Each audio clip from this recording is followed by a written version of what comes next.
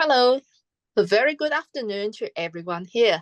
What a great turnout on a Tuesday evening or afternoon, depending on where you are. So welcome to ASCILITE webinar series in collaboration with Turnitin.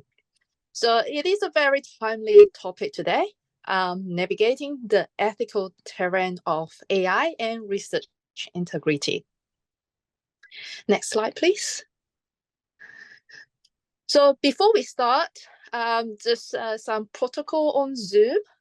So there's no chat or raise hand function, but we do have Q&A function if you would like to say something. And we all of us will be keeping an eye on the Q&A throughout the whole session.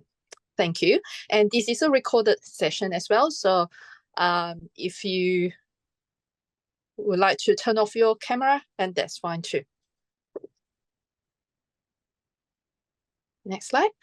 So first of all, we would like to acknowledge the Aboriginal and the Torres Strait Islander people as the first Australians whose lands, winds and waters we now all share and pay respect to their unique values and their continuing and enduring cultures which deepen and enrich the life of our nation and communities.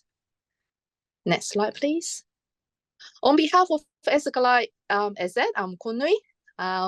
So it will be good to see you to join us. And there are a lot of things that you can join us.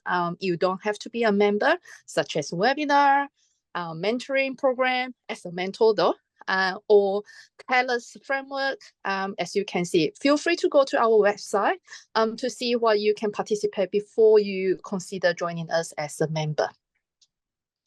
Next slide. And I would like to draw your attention. The ASCILITE conference for this year is in Melbourne. Yay! And we have postponed our submission date to 21st of July. So it will be good to see your submission in a few days. So I think it's next Monday will be the due date. Wearing my other hats as the FLANS AZ as well, I would like to also announce that FLANS conference is going to be in Auckland in August 2024. And one of our speakers tonight is actually from FLANS AZ too. So have a look at our website at FLANS, FLANZ, and have a look at our conference website. Thank you. And I will now hand it over to Chuck, our Turnitin representative. Thank you, Kunui. Hello, everyone. And wherever you're joining us from, I would like to say a big thank you for joining us today. Today's conversation is very pertinent. We are in the midst of generative AI disruption in education. I'll use the word disruption, but it does provide opportunities as well. Today's conversation will be held by Associate Professor Chris Deneen and the Manager Assessment Center for the Open Polytechnic. But before we begin, I just thought we'd remind everyone that with Turnitin, everyone in education can use technologies like AI to advance learning, of course, with the benefits of academic integrity. This is one of the things we stand for and will continue to promote as we collaborate with experts in the sector, as well as foster partnerships to help us promote this message. But before we get going, I have a quick 5-minute poll. There will be a poll that will come up on your screen. And I want you to just take the next 5 minutes to respond to the poll. Kumi, can I get you to broadcast the poll, please?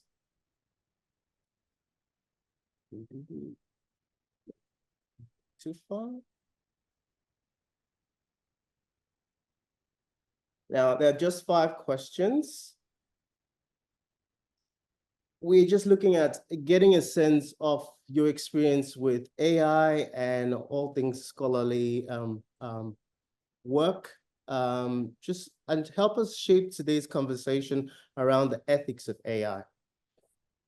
I'll give you a couple of more minutes.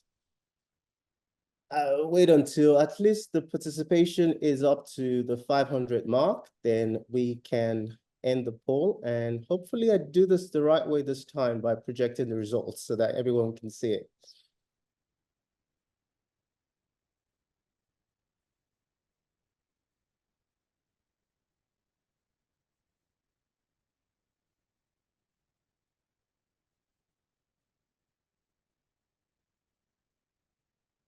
Wow, there's a lot of participation in the poll. That's really good to see. We have over 350 people already responding. So I'm just going to hold off until we get to the 500 mark. I think we still have some time.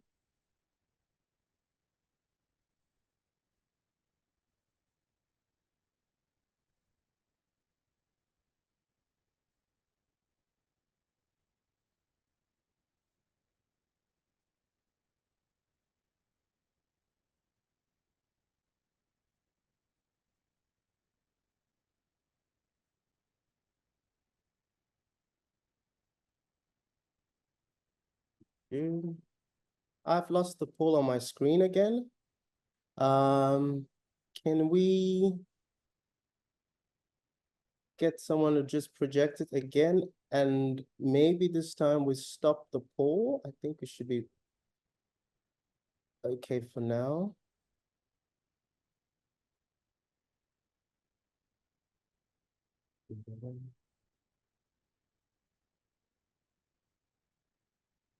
All right, I'm gonna hit end poll now. And I'm gonna hit the share results.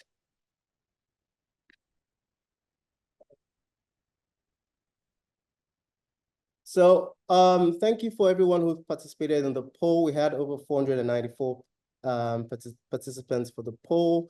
I'm just gonna focus on the question number 2. And if I could get a thumbs up that we can all see the results, that would be helpful.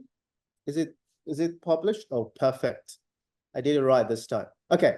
I'm more curious about the number 2 because that ties in very nicely with today's conversation. It says, what ethical aspect of the AI-generated content in scholarly research worries you the most? And a large percentage, I think there's a tie between plagiarism detection and maintaining originality, with a handful also saying authorship. So thank you for sharing. And now we're going to continue with today's conversation, and so that we can learn from our experts. With no further ado, I'm going to stop this and going to jump on today's. I've already introduced our speakers. Associate Professor Chris Deneen is the Enterprise Research Fellow in Education Futures at the University of South Australia, and Ralph Springett is the Manager Assessment Center for the Open Polytechnic in New Zealand. So I'm going to pass the mic now to Ralph. Hello, Ralph. Over to you. Kia ora tātou. Ngā mihi kia koutou katoa. Ko te Aotearoa tōku kāinga pōmau. Ko Ralph Springett tōku ingoa. Kia ora everyone, hello, and my name is Ralph Springett. A warm welcome from New Zealand to all of those participating today, particularly those who are from New Zealand. Look, my name is Ralph Springett, as I said in the introduction, and I'm from the Open Polytechnic. I'm also part of the Flexible Learning Association of New Zealand, where I have been a past president and the current secretary.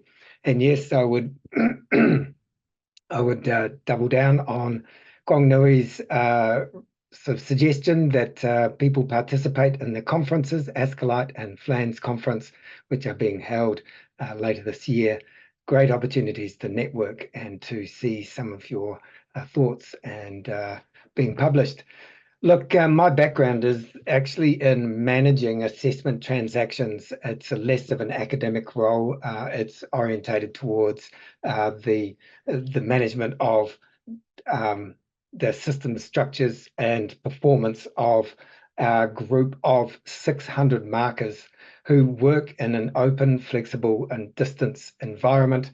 The Open Polytechnic is fully digital and has approximately 40,000 learners.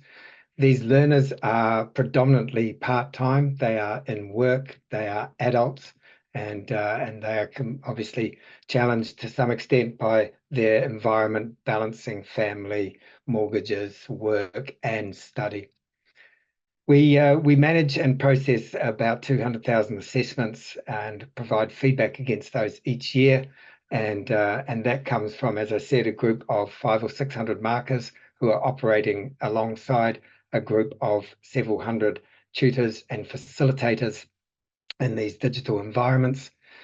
We were operating using Urkund up until 2023. In 2024, we moved to Turnitin, which wasn't as big a shift as you might think, but what we did see was the introduction of the academic integrity AI probability scores, and that then created a new inquiry, I suppose, for our markers.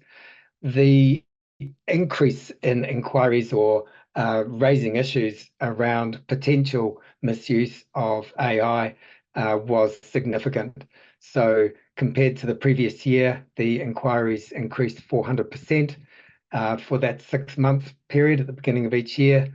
But the majority of these new concerns, in fact, didn't impact on the amount of disciplinary action that we were taking at the extreme end. There were a lot more instances of warnings and advice provided to our learners, but the discipline itself remained relatively stable. So that was an interesting finding from the starter. A slide, please. So I'm here to talk to the challenge of maintaining academic integrity in this environment.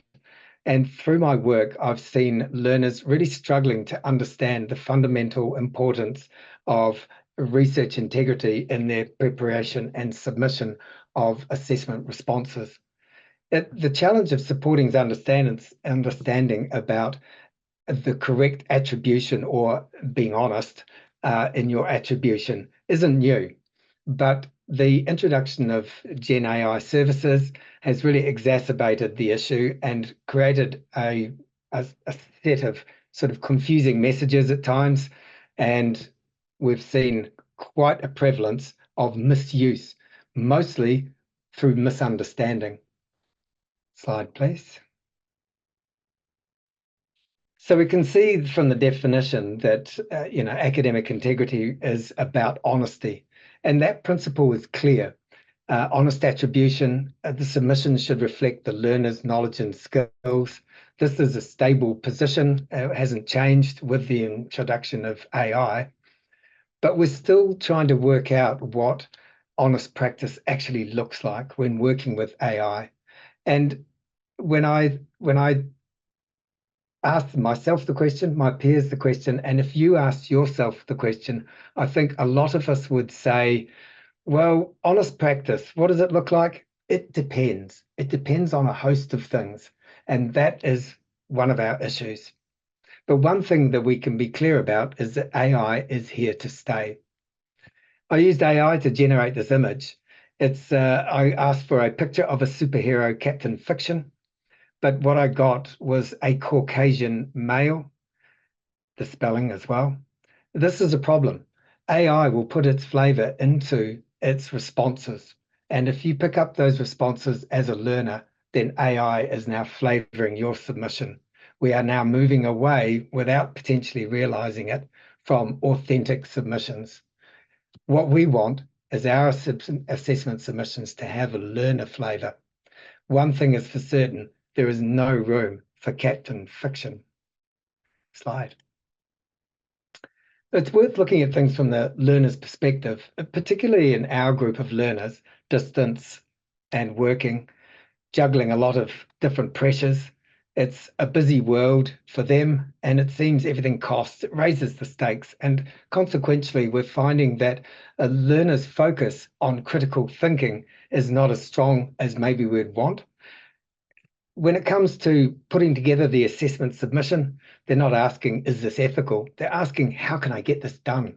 I've only got this much time.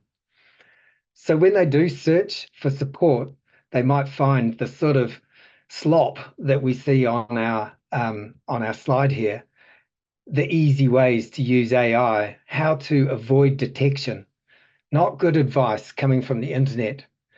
What we are finding, though, is that over time, a year-on-year study by Aotearoa has indicated that learners are figuring out what is okay. So we're on a good trajectory, but the sudden advent of Gen AI has definitely created a vacuum of good advice. Slide, please. So are we being clear about our requirements now that the landscape has changed? What would be the conditions that preserve research integrity and enable learners to use their Gen AI services? I mean, when to reference your work has already been agreed and understood. But if you bring in Gen AI, then we're starting to see maybe some changes in the messaging or some specific messaging that applies to Gen AI. And this, I feel, certainly in my observations, is what we have been missing in our environment to support our learners. So ask yourself, in your environment, where you're working, if you're teaching or if you're involved in supporting our learners, how clear have you made the requirements for using Gen AI when preparing assessment submissions? What are the limits of that? You might think that the limits of using Gen AI to paraphrase is reasonably clear. Paraphrasing is your words. It can't be done by a machine. But Grammarly has cleverly changed our perceptions there. And alongside Word, some suggestions are okay. But if you use the heavy hitting part of Grammarly, you'll find that that is not okay anymore. So that limit of use needs to be clarified. Proofreading and editing seems like we might be able to use that. However, when you think deeply about the process, you're going to get to a point where proofreading and editing becomes inappropriate as you finish this assessment submission. For some, it might be okay to use Gen AI to produce the structure, to get some ideas and develop up your thinking. But in most cases, the limit of use of Gen AI is not explicitly clear. And again, this is what I'm seeing in my practice. So I put to you that it's the clarity of the conditions under which learners are expected to produce their assessment that is best going to support an ethical approach to research and attribution. And what we saw in the poll was a resounding support for some sort of agency or higher sort of a discussion to guide us on the ethical use of AI in research and attribution. However, I've got a bit of a problem with that because I think we might struggle to achieve that in the time that we need to achieve it. What I've seen at my work is right now for our learners, we need that advice today. Yesterday would be better. Slide.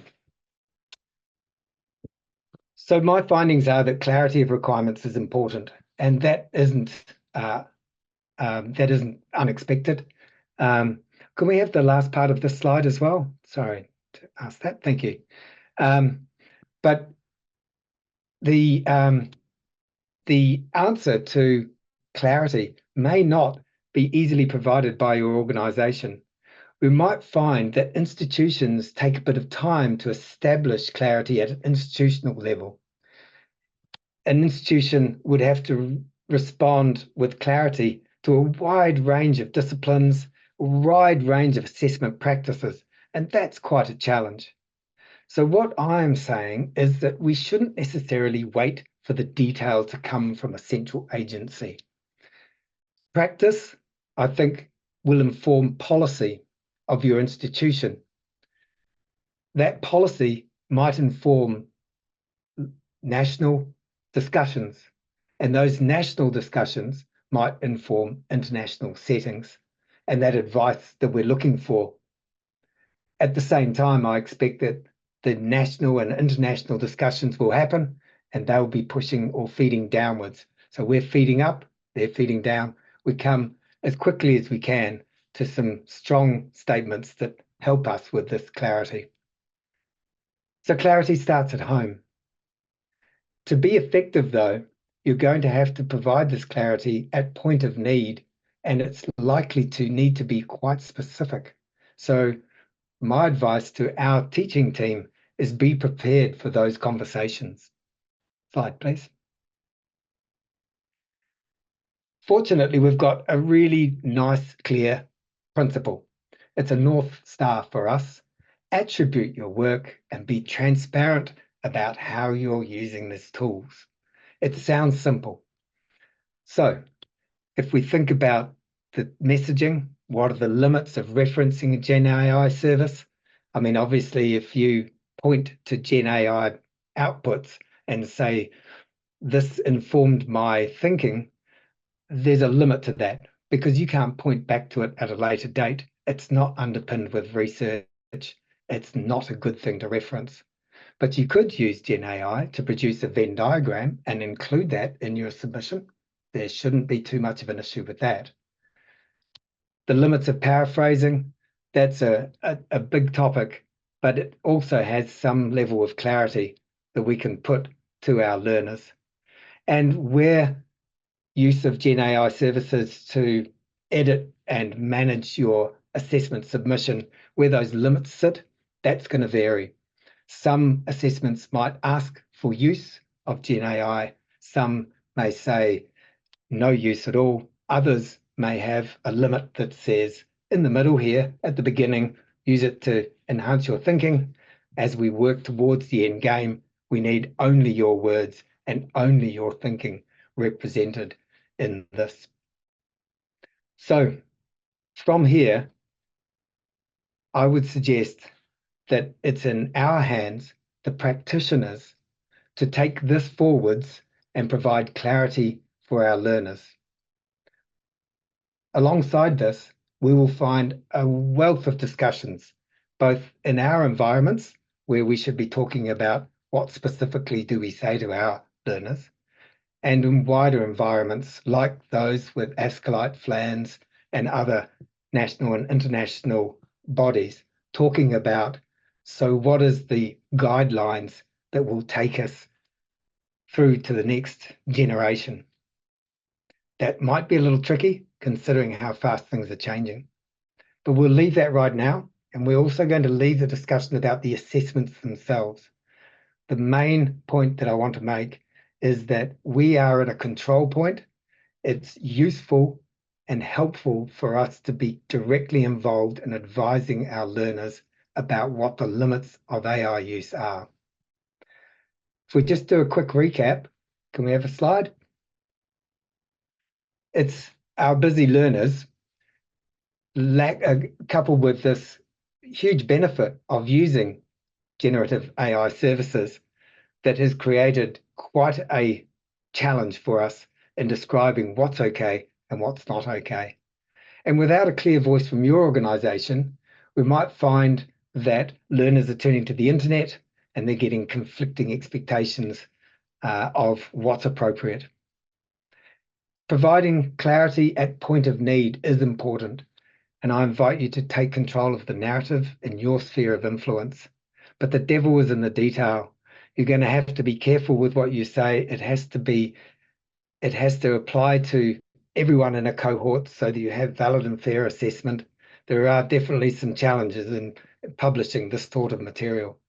And you need to be careful with your requirements because they might increase the amount of effort our learners have to put into their assessment, not for learning, not for demonstrating their knowledge, but for demonstrating their integrity and that they're the author.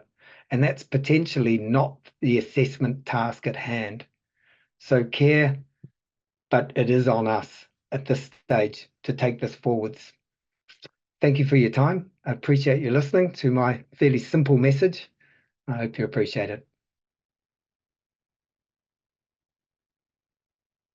Thanks, Ralph. Just before we hand over to Chris, I'm going to bundle some of the questions.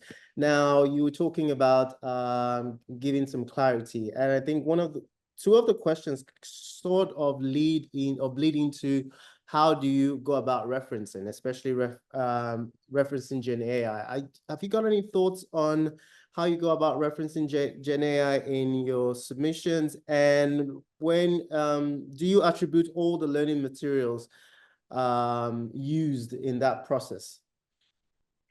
Yeah, so you might have a requirement in your organization to be really transparent about how you're using Gen AI. And if that's the case, then there may need to be a paragraph that describes the way that you're using it as part of the assessment submission. That's entirely appropriate. That will be up to you to decide. APA referencing has a referencing style for Gen AI services and outputs, so you can lean on that. However, the advice that I keep falling back to is Gen AI output is unreliable. It will inflect and twist what you are looking for in ways you don't yet understand. The picture of Captain Fiction is a good example where actually it looked entirely appropriate. It was a great response to my inquiry, but when I dig a little deeper, it's not cool what it's done. White males aren't all our superheroes, and so that lies a point to say I don't think any generative AI content in assessment submissions is appropriate, unless, of course, the example of the Venn diagram, you've used it to produce something. That then might be something you would entertain. Yeah.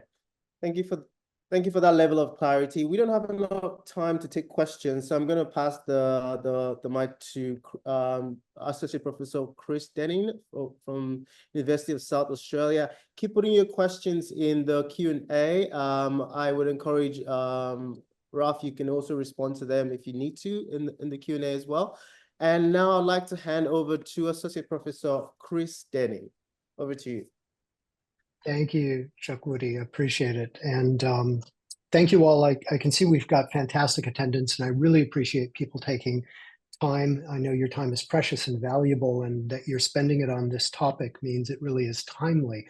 A little about me and my perspective. I started as a teacher. I taught middle school and high school in the US, and this provoked a lot of questions for me, a lot of them around assessment, some around technology too. And so I decided to pursue those by doing my doctorate, which I did back at Teachers College in New York, and became a teacher educator there, spent some time then in Hong Kong, Singapore, and now I'm calling Australia home, probably permanently.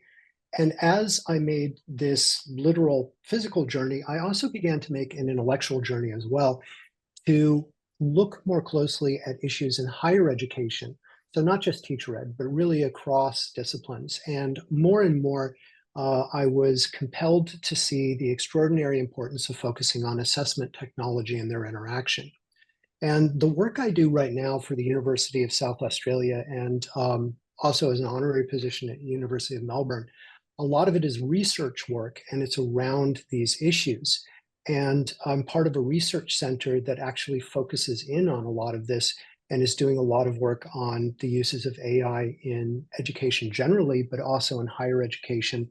A lot of it on teaching and on assessment, but also in terms of research and how this is a complexity issue. And I'll come back to that point in a few minutes. I'm also doing a lot of policy work around AI as well.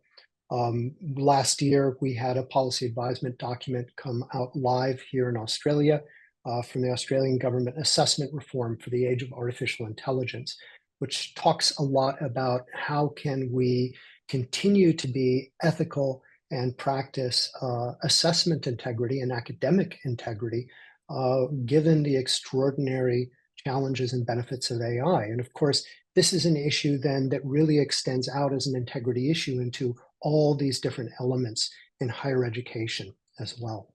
Next slide, please. So I'd like to start also by framing a little bit about what do I mean and what are the limitations and how do I see AI.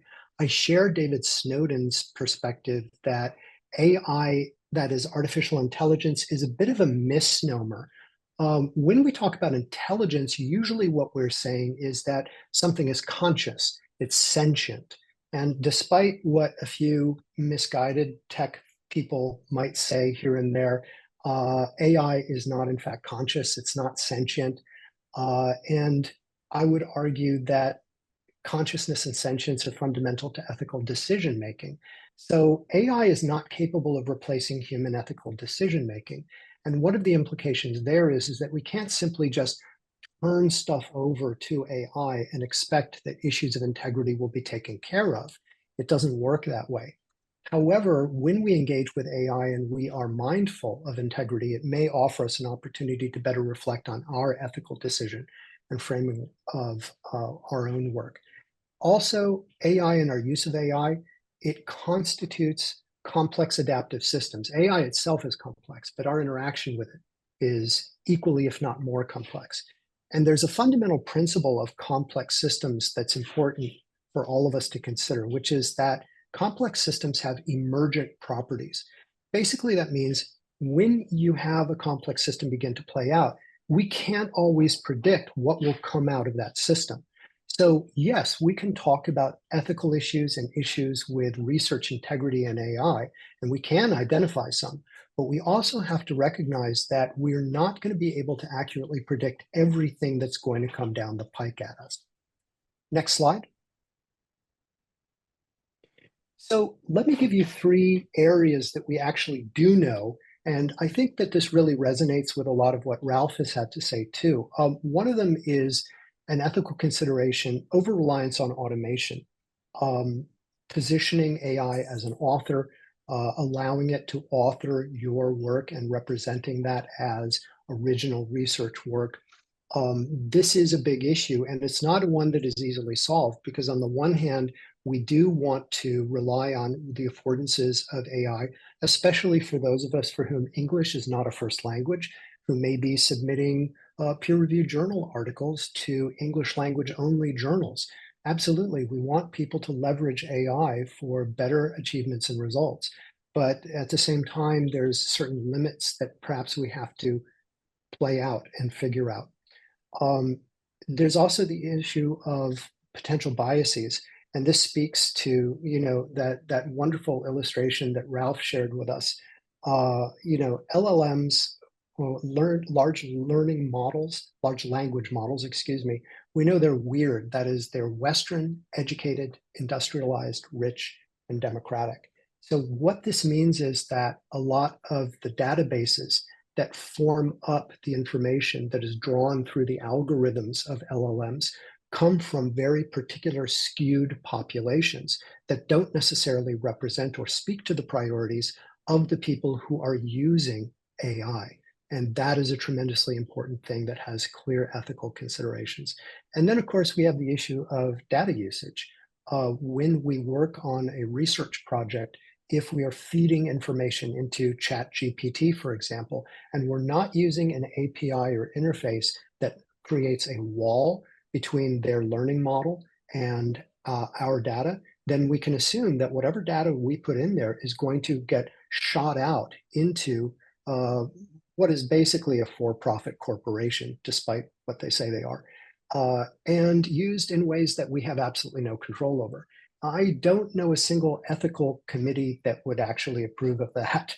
So these are all considerations that we have to definitely take under advisement as we consider what is the ethical and integrity implication of using AI. Next slide, please. So that's one side of the coin. One side of the coin there are all these dangers that we have to think about, right?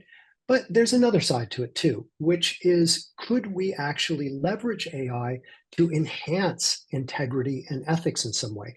And I believe the answer to that is yes. And so I'm going to talk you through just quickly a project that I'm working on right now and share with you a few emergent results that seem salient to this topic.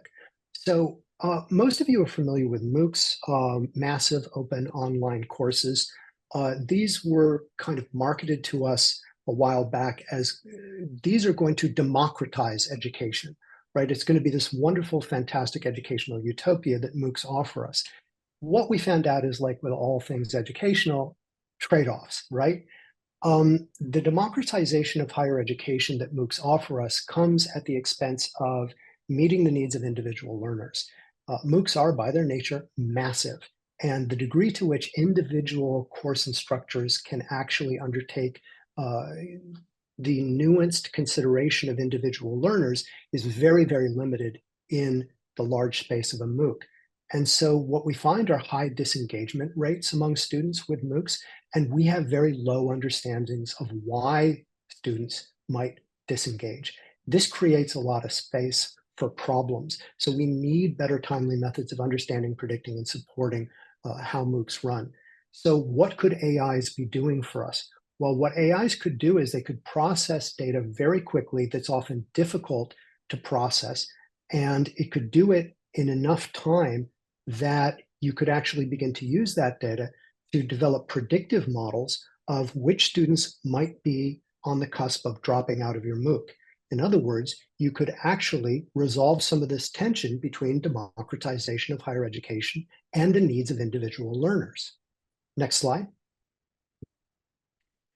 So this is the idea that we had, and I won't talk you through too much except to say that the aim, we wanted to develop and test a transferable, replicatable system for predicting student success and failure in MOOCs using qualitative data from several streams of data, including forum postings, to figure out which students seem to be active participants, which students seem to be on the cusp of dropping out, and presumably from that then evolve a remediation strategy that could actually hit people en masse and do so in ways that were we not able to throw data through AI, there's no way we would actually have the time and space to do this. Next slide.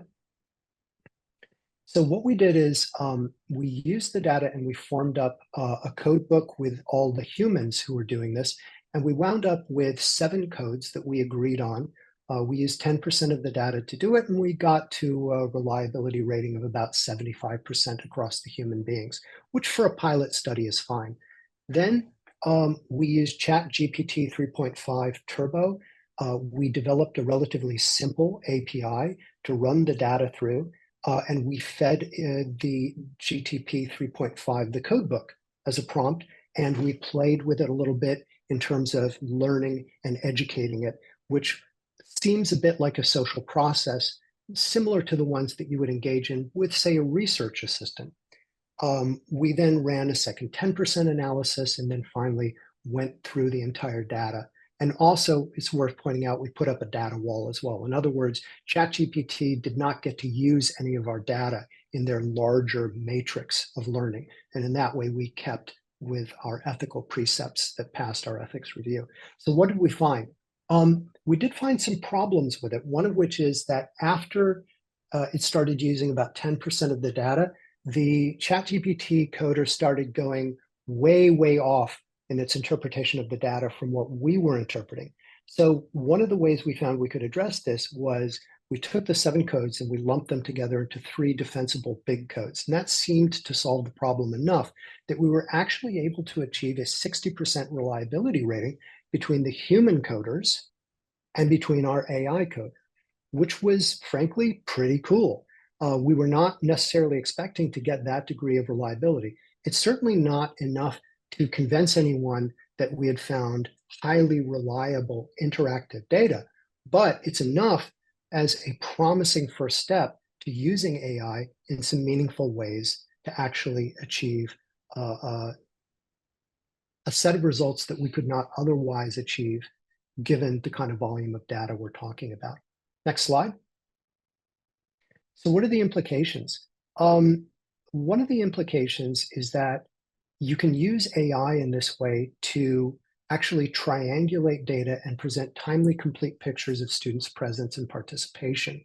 And in doing so, give meaningful insight and predictive modeling of student disengagement. Why am I bringing this up in the context of ethics, integrity, AI, and research? Well, because in my view, this actually speaks to the big picture issue of research integrity, which is kind of like, how can we not only maintain validity, but how can we conduct research that is ethical in the broadest sense, that contributes to ethical issues that we know are out there in research and practice? In this case, how can we democratize education while continuing to serve the needs of individual learners? Frankly, this solution would not work were it not for AI. And of course, it doesn't work perfectly yet, but I would argue that we're on a path to one way in which we can begin to engage with AI as researchers that hits integrity not only within the scope of our project, but within the scope of the bigger issues that we try to tackle as researchers. Next slide. So let me wind up then with suggesting 4 points for how we can proceed on using AI with integrity and ethically in research. First point, I would argue that we should treat the use of AI in research as a researchable topic. I agree completely with Ralph's point that it is less that policy is going to set practice as it is our exploration of practice will help us to construct meaningful policies. And I would argue that that is a very systematic, defensible approach if we approach it as researchers. So let's do that. The second point is figure out and understand and maybe reflect on how are you framing AI strategically and as intelligence? Are you treating it as a research partner? Generally speaking, not a great idea because, of course, research partners are sentient. At least we certainly hope they are. After a cup of coffee, I am sentient. I cannot feed a cup of coffee to AI and suddenly magically have it do what I need it to do as a research assistant. It's a tool, not a research partner. The third point, embrace complexity and the emergent outcomes that are part of the process. This isn't just for us to consider, it's also for people who are in very senior leadership. And again, we cycle back to that point that I thought was seminal that Ralph raised, which is that let's not jump the gun on policy. Let's actually embrace the fact that complex systems develop emergent outcomes, and that for us to set meaningful and adroit policy, we have to explore that complexity and allow these outcomes to emerge first. And then, of course, the final point is consider what your ethical obligations and limits are. There's lots of stuff we could be doing with AI and research, but we have to keep in view what our obligations are that are set formally through things like ethics board, but also informally in the sense of community of practice and inquiry. And I'll end on that point. Everyone who is choosing to be a part of this discussion and webinar, and everyone who might watch the recording, and everyone else out there who is involved in the practice of higher education, we are all part of community of practice and inquiry. And so as we use and advance into our use of AI, we have to think about how are we going to advance as well as a community and support each other in ways in which our uses of AI will be ethical and our research will maintain integrity. Next slide. Thank you. Awesome work. Thank you, Chris. You did raise some really good points that may have triggered some questions in the Q&A. One referring to AI is not sentient. So I'll read out one question. I'll kind of summarize one of the questions there with regards to cultural nuances for people who are doing projects or research projects in where English is a language as a second language.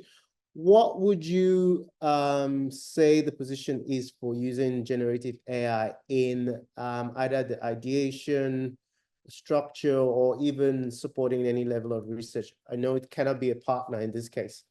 What are your thoughts? So one of my thoughts would be, I think I'll come back to the point I raised earlier, which is for people who are not a part of the large, for people who are not weird like me, you know, all of these factors, or perhaps people who satisfy some of them but not the whole of them. I think it's unfair to simply say, well, too bad, you don't get to use AI in order to close that gap. I think instead, what institutions need to do is that they need to set some clear policy and practice, ideally collaboratively with some of the people who fit into this, who perhaps don't come from the same cultural context, for whom English is their second language. I think there's entirely appropriate ways to engage with all sorts of forms of AI. Grammarly, you know, is the first one that pops into my mind. Of course, you should be using things that allow you to set academic practices according to the expectations of especially journals. At the same time, those guidance and the policy, but also perhaps even workshops in how those play out, would seem to me to be an essential step in making sure that people stay within the guardrails of ethical practice. really good points. You mentioned I think part of your conversation is one of the things, my biggest takeaway from this conversation today is the need for more exploration, which informs the policy, not the other way around, not policy informing process. I'm keen to ask a question with regards to use of technology for research in general. We know that for assessments assessments or any research work, there's some level of plagiarism detection or even detection of AI. What role would detection tools play in this space, in maybe supporting policy around the ethics or good use of research, or maybe in an educative process for teaching research? Yeah, so this is something that you and I, Chucks, have talked about in terms of assessment, and we're working on a few things there in terms of the students, and I think some of the same practices and principles would apply to us. Formative first, the idea that if we begin using these tools to engage in punitive measures against people, if that's our first go-to, I think that we're going to see a lot of catastrophic results and not very many good ones. If, on the other hand, we use these as learning opportunities, where we say, well, let's talk about how AI was used in this case, and let's have a dialogue about it, perhaps with the people who have advanced a particular research project. Maybe they've used it in a way that's a gray area or even over the gray area. And we use this as an opportunity for collaborative dialogues, perhaps led by research centers in cooperation with academic departments. I think that that kind of an approach is non-confrontational, it's supportive, it's constructive, and it may begin to actually get people more receptive to having dialogues with their institutions around what constitutes research integrity more generally as well. Because it's not like the use of AI created problems, that are original with research integrity. Those problems, by and large, have been there for a long time, right? And some of the reasons why they're there is that we often let researchers kind of go off and do their own thing. We don't necessarily have dialogues around the key areas we need to be having dialogues. Excellent. We're going to cap it there. And we have a quick, I'm just going to move on to how technology is enabling research integrity. We have our in-house senior consultant who's going to be leading this conversation, showing up, explaining and walking us through what Turnitin is doing to support the conversation with regards to research integrity. I'm going to pass remote control to Daichi. Daichi, or rather, I'll just stop sharing and have you take over now. Thank you. Hope you can all see my screen. Yep. So great. Thank you very much for participating in this webinar. My name is Daichi, and I'm the Senior Training and Implementation Consultant at Turnitin. And in this part, I'm excited to give you a short demo on Authenticate 2.0. I will first give a short introduction on Authenticate and then give you a demo of the product. Yeah. So Authenticate is a tool for researchers and professional writers to check their works for potential plagiarism. And by using Authenticate, the author can generate a similarity report that checks for matches against our large content database. And the easy-to-use similarity report can be used to review highlighted text sections to ensure the originality of the works. So let's take a look at how Authenticate can help you in many ways. So we first have the rapid innovation for evolving threats. So by constant innovation, we address emergent challenges such as AI writing and provide users with the latest and most advanced tools to ensure the originality of their high-stakes contents. Next, we have the enhanced similarity checking. So Authenticate can automatically exclude preprints of articles and papers, citations, and custom sections, eliminating the need for manual investigations and making similarity checking more robust. In addition, you can save time by easily identifying hidden text and replace characters via the flags panel. And third, we have the improved collaboration. So you can now share folders with users and user groups, increasing the effectiveness of teamwork when evaluating high-stakes papers, grant proposals, admission essays, and other submissions. And last, we have the modern and accessible design. Authenticate offers an intuitive and streamlined user experience and a modern and accessible interface, which makes it compliant with the latest global standards. So using Authenticate can help researchers surfacing potential plagiarism in order to protect their reputation and provide confidence during the high-stakes publication process, disregarding the type of organization you're from. So this is why Authenticate is being used globally by not only academic institutions, but also publishers, companies, governments, and NGOs.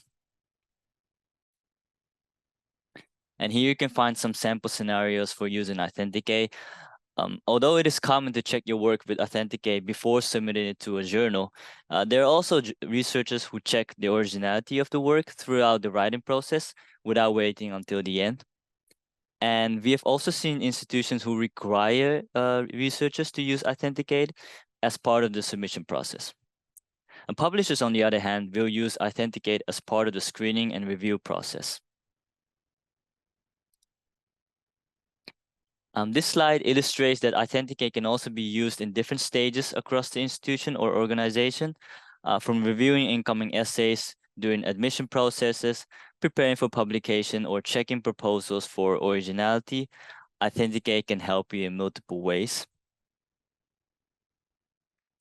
And who do we work with? So through our trusted relationship with Crossref, 1,500 publishers in the network use Authenticate as a fundamental part of the manuscript screening and review process. And thanks to this partnership, Authenticate allows the users to match their work against premium published contents from top publishers around the world. And you can see some of those in this slide. Now, I'll go ahead and access Authenticate and give you a short demonstration. So yeah, what you're seeing right now, this is the Authenticate page in which you can find your previous submissions. You can easily upload your file from the button on the right top here. And after you upload, it will automatically generate a similarity report. And once that similarity report has been generated, a percentage will be shown like this. So now this percentage represents the similarity score and indicates what percentage of the total submitted text is matching against our database. So in this case, 43% of the entire paper is matching with other sources. And to open up the similarity report, you simply click on the title and you can see more details on the matching sources. So this is what I've been calling the similarity report. And you'll see a detailed breakdown of the matches. Now we have a brand new similarity report, and this revamped report incorporates advanced AI-powered capabilities that enable grouping of matches based on citations and quotations, thereby enhancing the overall user experience. Additionally, it also introduced the AI writing detection functionality, which is seamlessly integrated into this new report. So these features can all be accessed from one place, making it even easier to navigate. The top right here, you can see the overall percentage we saw earlier. And on the left, you can see the submitted paper with color highlights over the text that shows a match against our database. And these highlights are also numbered.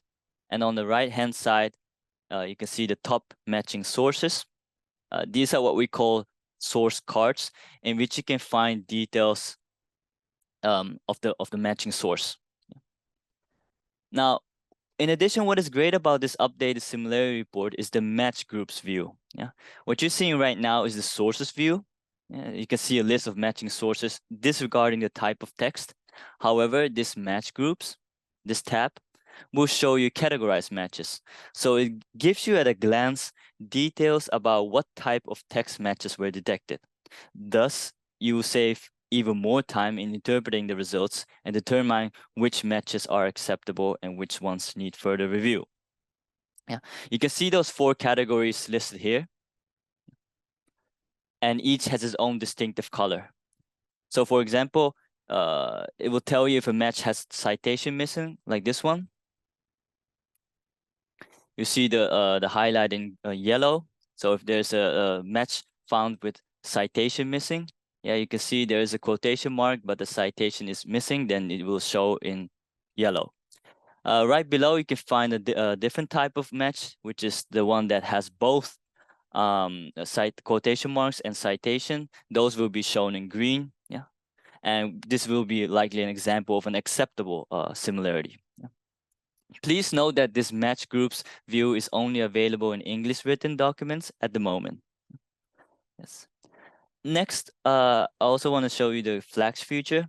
So this flags feature is a feature that detects for potential flags for white text or replace characters with the intent to interrupt the similarity match. So this authenticate will look for any inconsistency and that are difficult to find with the human eye and notify you here with a flag. Yeah. A flag itself is not necessarily an indicator of a problem, but we will definitely recommend you to focus your attention for further review. Example of what it can detect are replaced characters, as you're seeing here, like Greek alphabet, or we also can detect Cyrillic and also hidden text. Yeah. Okay, and the last one I want to introduce is the AI writing detection tool, which is going to be available on Authenticate as an enhancement. This will allow you to see whether a particular text may have been generated by an AI writing tool, such as ChatGPT.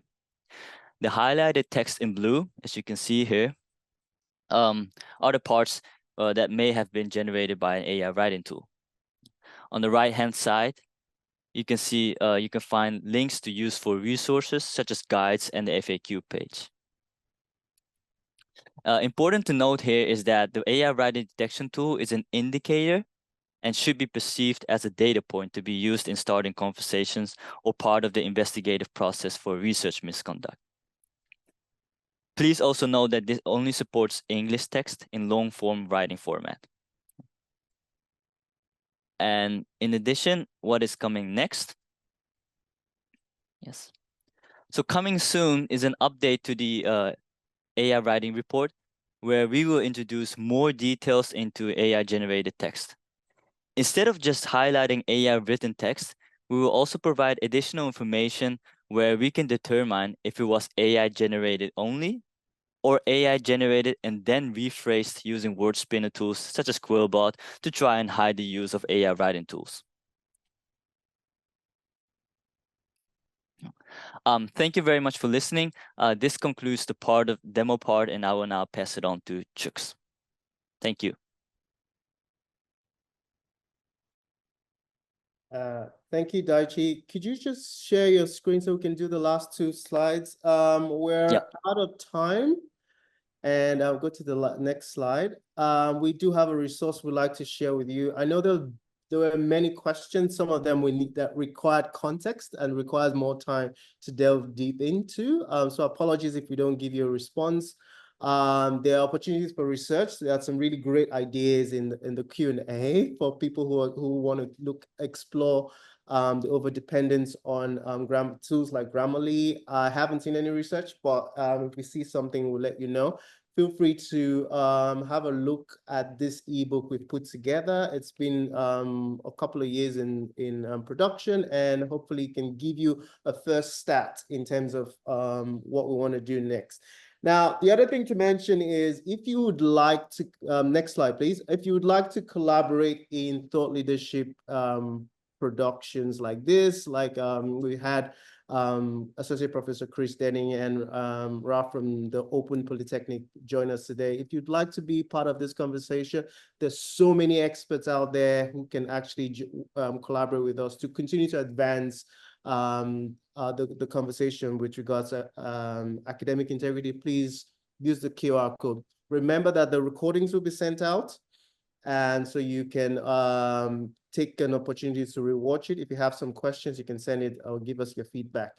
I would like to say a big thank you to, first of all, ASCILITE for collaborating with us to continue to advance the conversation, and a massive appreciation for Associate Professor Chris and Ralph from the Open Polytechnic New Zealand for joining us and sharing their take on what ethics looks like in the AI space. One of my biggest takeaway, like I said, was we should focus on exploration, then use that to put together the policies. Policies shouldn't take the place of that level of how we do things. more exploration would lead to better policies, which would overall lead us to a place where we can think ethically about how we use AI for research, but most importantly, continue to foster research integrity. Thank you to everyone who joined us today, and we hope to see you in a couple of months for the next webinar. Thanks, everyone.